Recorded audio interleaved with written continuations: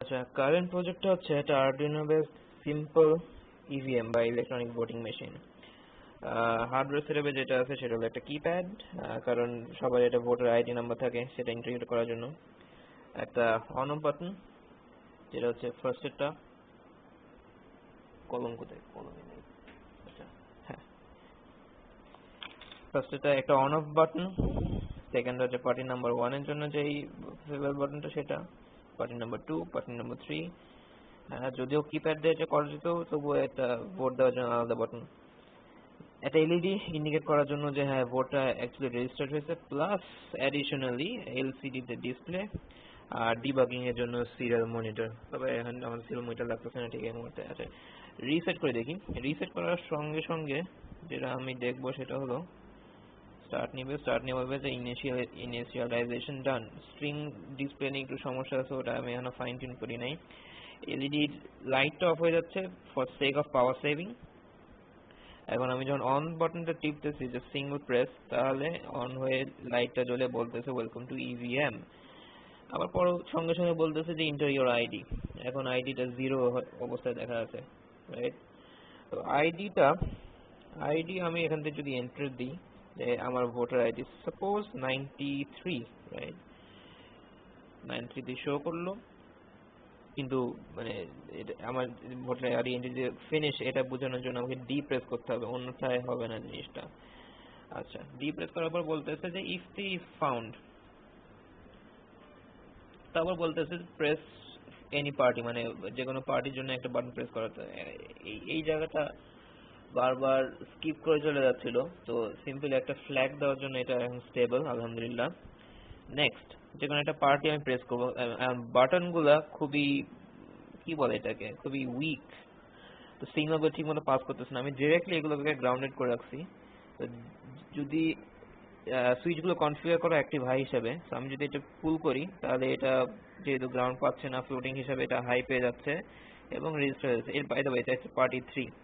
তো আমি যখনই পুল করতেছি তখনই দেখা যাচ্ছে থ্যাংক ইউ, আর 3 নম্বর যে ভোট কাউন্টারটা সেটা হাই হয়ে আছে, আর এটা আমি সঙ্গে সঙ্গে ঢুকাই দিলাম। এখন যেটা করতেছে জাস্ট সিম্পলি ডিসপ্লে করতেছে পার্টি 1, 2, 3, 4। রেডটা অফ হয়ে যাওয়ার কথা, বাট আমার মনে হয় পাওয়ার সেভিং ফিচারটা এখন অন অফ করে রাখছি ফর সেক অফ ডিসপ্লে। ওকে, তো এটা স্ট্যান্ডিং বাই। আবার যদি আমি কিছু করতে চাই তাহলে যেটা করতে হবে, আমাকে বাটনটা আবার টিপতে হবে, রাইট? আবার দেখাচ্ছে welcome to EVM, enter your ID. What if আমি সেই পুরানো আইডিটাই আবার ভোট দিব, রাইট? 93 তে আমি আবার ভোট দিব, 93 তে আমি দিয়ে দিলাম, বলতেছে if is found, alright fine. কিন্তু এবার যেটা বলবে যে vote against this account has been custard, যেটা আগে বলেছি যে স্ট্রিং ডিসপ্লেটা ফাইন টিউন করা হয় নাই, সো এখানে একটু ডিসপ্লেতে সমস্যা আছে।